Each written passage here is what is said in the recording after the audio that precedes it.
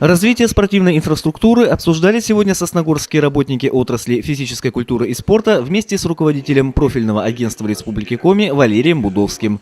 Вначале чиновник посетил основные городские спортивные объекты. Также Валерий Будовский встретился с коллективом конно-спортивного клуба «Фортуна», база которого находится в селе Устюхта. Общие впечатления от увиденного можно оценить как положительные. Сосногорская спортивная база является одной из лучших в республике, отметил чиновник. Она очень сильно выросла за последние годы. И я сразу могу сказать спасибо правительству Республики Коми, что сегодня такие деньги вкладывались именно в Сосногорск. Я помню 10 лет назад, когда я сюда приезжал, я считал, что это в плане по физической культуре и спорту самый, наверное, был отсталый район. Сегодня идет рост, сегодня идет массовость привлечения детей и жителей города к занятиям спорта. И это самое главное. Я надеюсь, что у вас, когда я приеду и будут все 100% заниматься, это будет самый лучший показатель.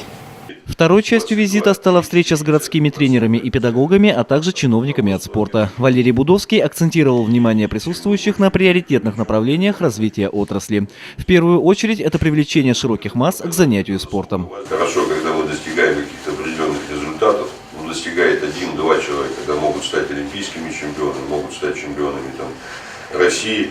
А основная задача в другом. Привлечь как можно больше сегодня людей, наших жителей республики к занятиям физической культуры, чтобы они ушли от пагубных всевозможных пристрастий, меньше болели.